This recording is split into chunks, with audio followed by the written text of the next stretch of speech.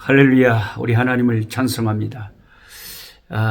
꿀송이 보약 큐티 식구들 한 700여 명과 함께 매일 하나님 말씀을 공부하고 1년의 성경을 일독하는 이 말씀 공부에 저는 너무 좋습니다.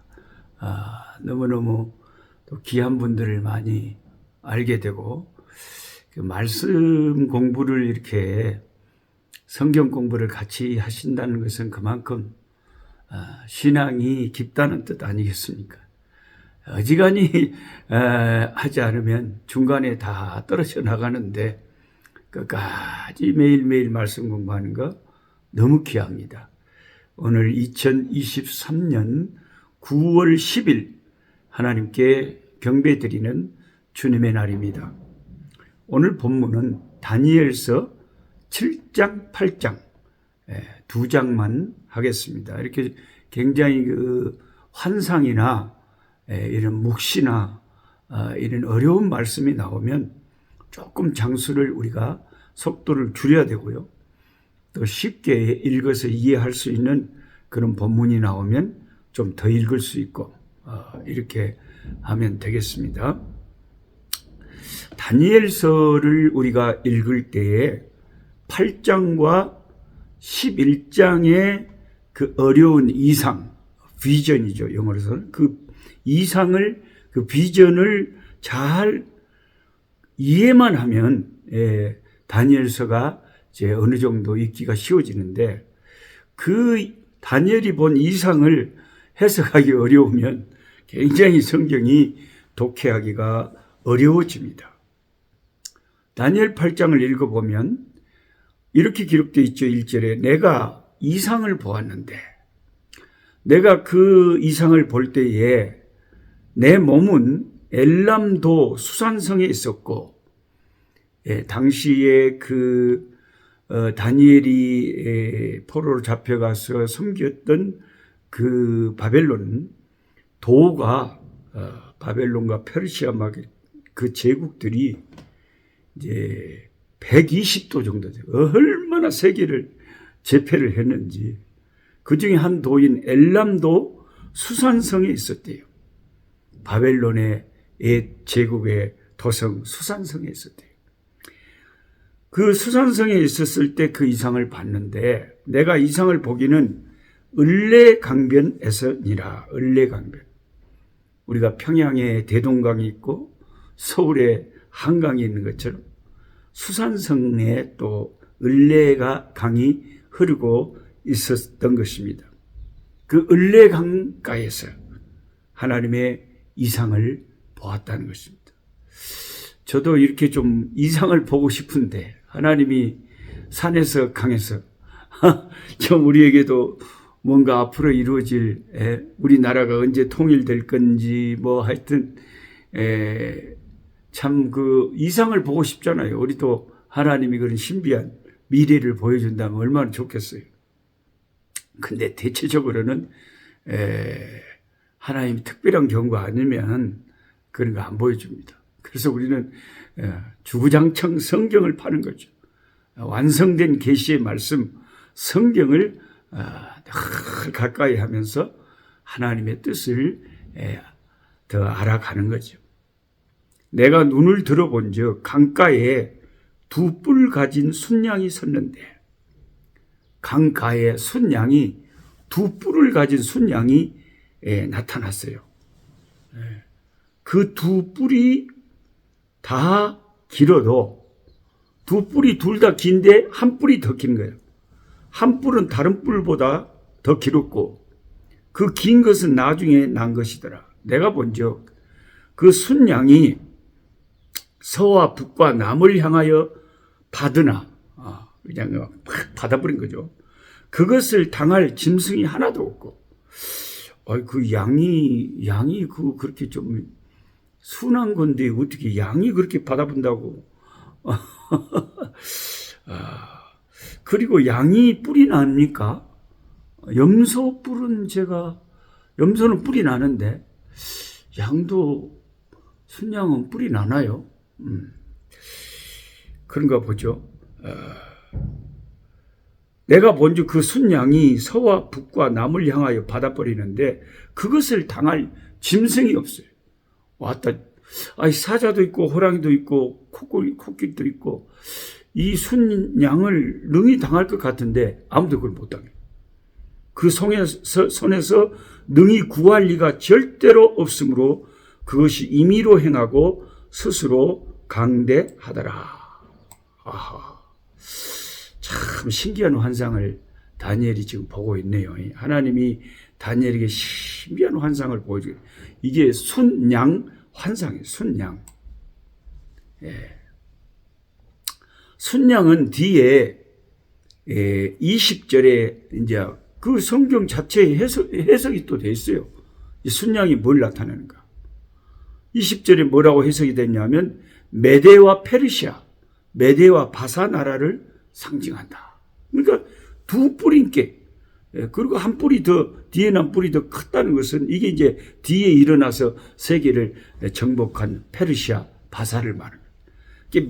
메대와 바사가 이제 바벨론 동쪽에서 세력을 키우기 시작해가지고, 서쪽 바벨론과 북쪽 소아시아와 남쪽 애굽을 향해 세력을 점점 막 머리로 그냥 뿔로 받아버렸자 그러잖아요.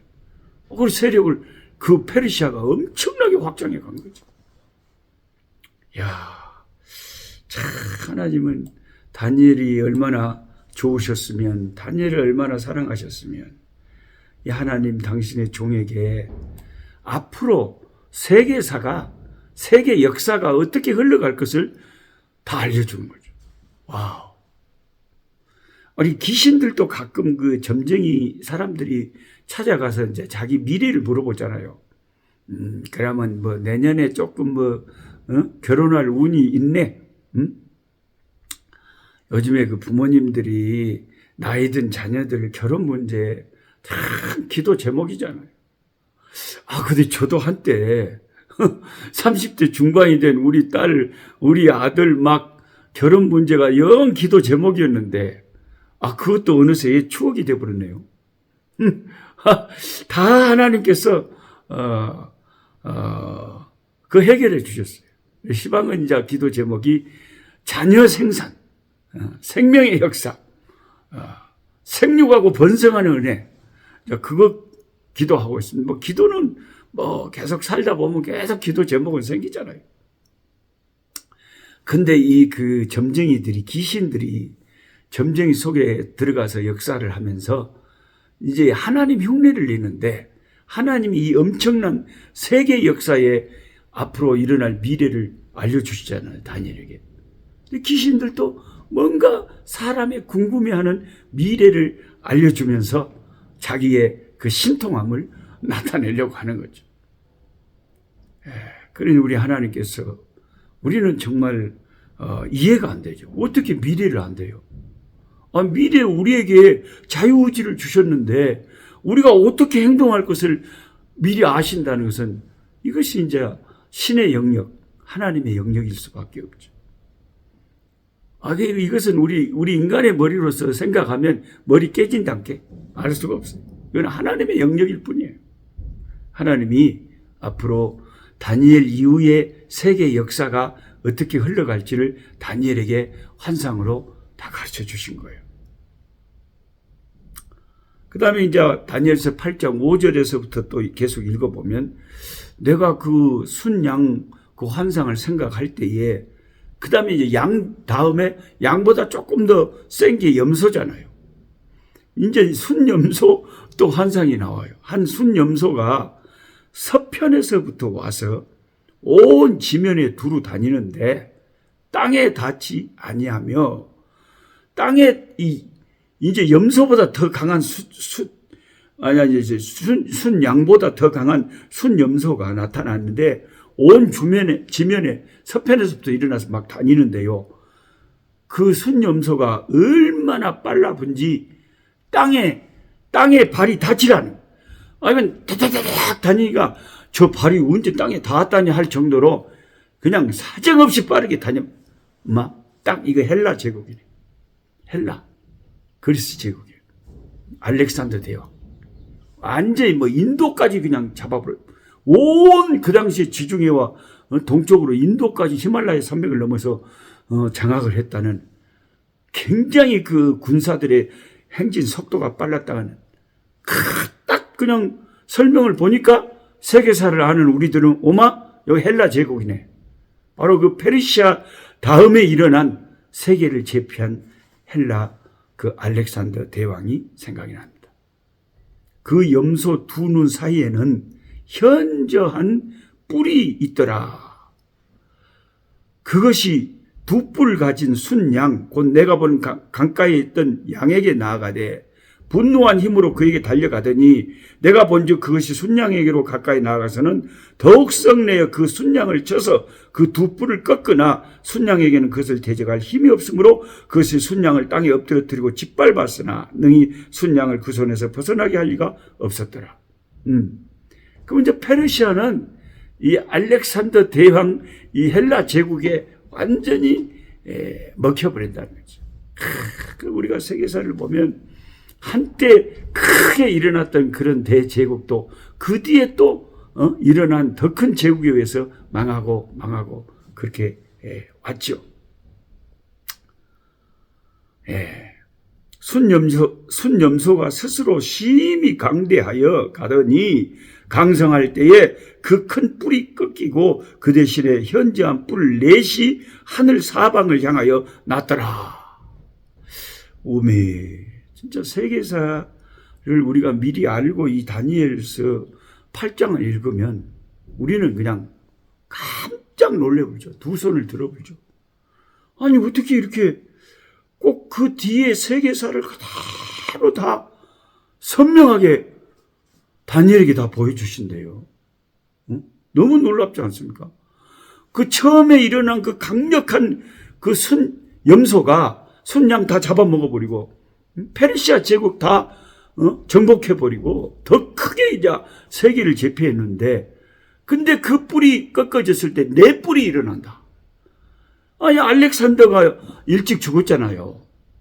그리고는 그 알렉산더가 사망을 하니까 그 뒤에 그 장군들, 알렉산더와 함께 세계를 정복했던 그 장군들 4명이 나누어서 헬라가 정복한 그 제국을 다 4개로 분할해가지고 동서남북으로 분할해서 그 4장군이 다스리게 됐잖아요.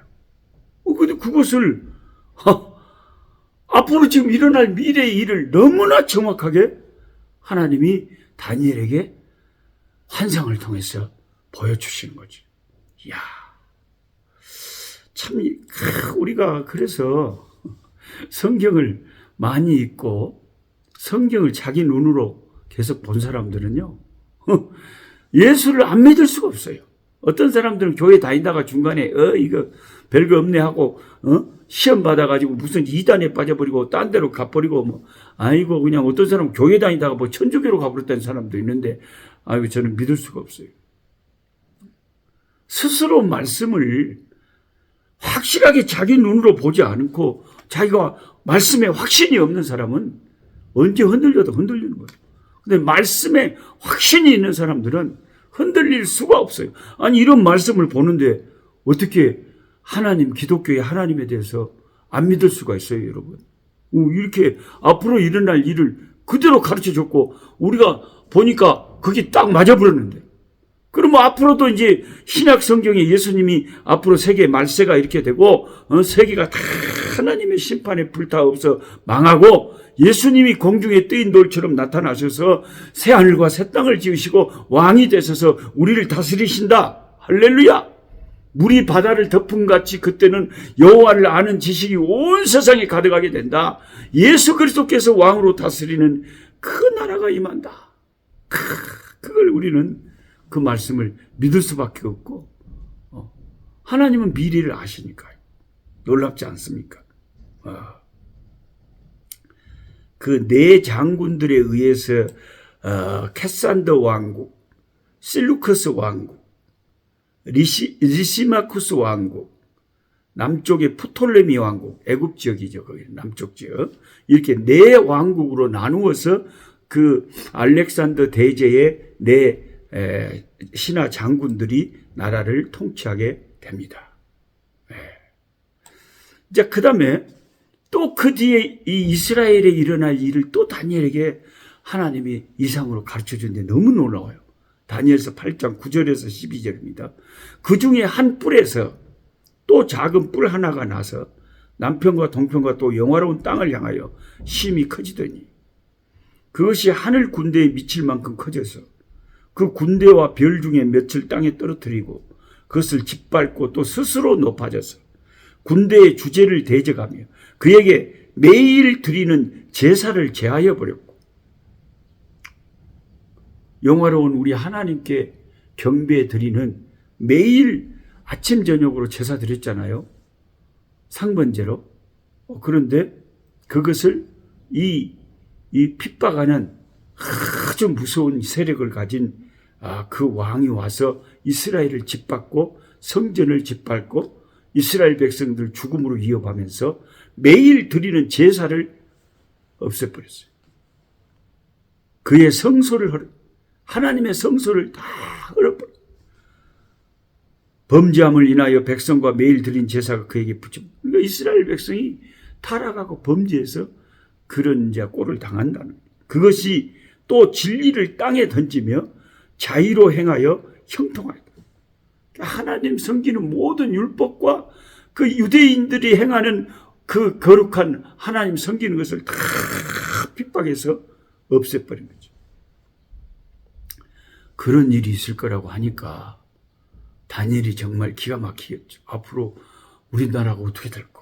근데 진짜 그 일이 나중에 일어났잖아요. 예? 순염소의 네 뿔 중 하나였던 수리아 지역을 다스렸던 그 실루커스 왕국을 거기에서 한 작은 뿔이 나왔는데 그게 실루커스 왕국의 8대 왕, 역사 세계사적으로도 악명 높았던 안티오코스 4세. 그는 자신을 자기가 신의 화신이라고 자기를 불렀어요. 지가 신이 자기가 현현돼서 인간이 된 거래. 딱 교만합니다. 그래서 그것을 에피파네스다 그래서 신의 현현이라고. 자기를 신이 직접 인간이 된 거라고 자기를 높이면서 안티오코스 왕은 예루살렘과 유다의 도시들에 다음과 같은 칙령을 내렸습니다. 유대인들은 이교도들의 관습을 따를 것, 성소 안에서 제사를 드리지 말 것, 안식일과 절기들을 지키지 말 것, 이교의 제당과 신당을 세울 것, 돼지와 부정한 동물들을 제물로 잡아 바칠 것, 남자아이들에게 할례를 주지 말 것, 모든 종류의 음란과 모독의 행위로 스스로를 더럽힐 것. 마카비 1서 1장 44절 50절까지 그 당시 역사를 기록한 유대의 기록에 의하면 이렇게 적혀 있습니다. 그러니까 이 기가 막힌 도저히 감당할 수 없는 가증한 성소에서 일어날 수 없는 기가 막힌 환난과 핍박을 당한다는 거예요. 그래서 이제 다니엘서 8장 13절부터 읽고 내가 들은즉 거룩한 자가 말하더니 다른 거룩한 자가 그 말하는 자에게 묻되, 자, 한 천사가 이렇게 다니엘에게 이상을 보여주는데 옆에 있는 다른 천사가 이 천사에게 질문을 하는 거예요. 이상에 나타난 바 매일 드리는 제사와 망하게 하는 죄악에 대한 일과 성소와 백성이 내준받으며 짓밟힐 일이 어느 때까지 일고 하며, 그런 일이 언제까지 계속되냐 이거. 기가 막힌 일이, 그런 핍박의 일이 도대체 그 기간이 얼마나 되냐 하고 옆에 있는 천사가 물어보니까 그가 내게 이르되 2300주야까지니 그때의 성소가 정결하게 함을 입으리라. 2300일이 지나면 다시 성소가 회복된다는 거죠. 2300일 동안 그 성전이 그렇게 더럽혀지면서 고통을 당한다는 거죠.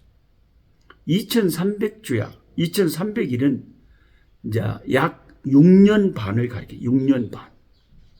그것은 이 안티오코스 왕이 유대의 대제사장 오니아스 3세를 죽이면서 시작된 그 핍박의 때부터 안티오스 왕이 죽은 때까지 약 6년 반이라고 합니다. 주전 171년에서 주전 164년까지가 이 안티오코스가 이스라엘의 그 대제사장 오니아스 3세를 죽여버리고 완전히 성전을 짓밟은, 그리고 6년 반 후에 이 안티오코스가 4세가 죽었어요. 그 기간이 2300일, 2300주야. 6년 반이라. 이렇게 학자들은 해석을 합니다. 성경을 여러분 알면 알수록 놀랍고 놀랍습니다. 놀랍고 놀랍습니다. 여러분, 예수 믿는 우리는 말씀을 통해서 알고 있잖아요. 앞으로 이 세상은 어떻게 됩니까? 다 부서지고 망합니다. 미국도, 중국도, 러시아의 푸틴도, 일본도, 한국도, 뜨인 돌 대신 예수께서 재림의 나팔 소리와 함께 나타나시면 다 끝나는 거예요. 다 끝나는 거예요. 근데 우리는 의에 거하는 바 새하늘과 새 땅의 소망을 가지고 예수님 어서 오시옵소서, 마라나타, 다시 오실 주님을 기다립니다. 예수가 없는 이 불신 인간들, 다른 종교를 믿는 자들은 이 세상이 끝날 것을 늘 염려하며 걱정하잖아요. 막 쓰나미가 몰아닥쳤네. 뜨거운 막 열기가 있고, 막 남극, 북극에 그냥 그 빙하들이 막, 너무 기온이 상승해가지고 막 녹아갖고, 바다의 이 높이가 막 올라가고 이상 기온이 생기고 막 전염병 코로나 생기고 막 이게 말세의 징조들이, 성경에 나타난 징조들이 막 일어나기 시작하면 두렵잖아요. 예수 믿는 저와 여러분들은 오 주님 마라나타, 주 예수여 어서 오시옵소서, 우리는 오히려 찬양하며 주님을 기다리는 거죠.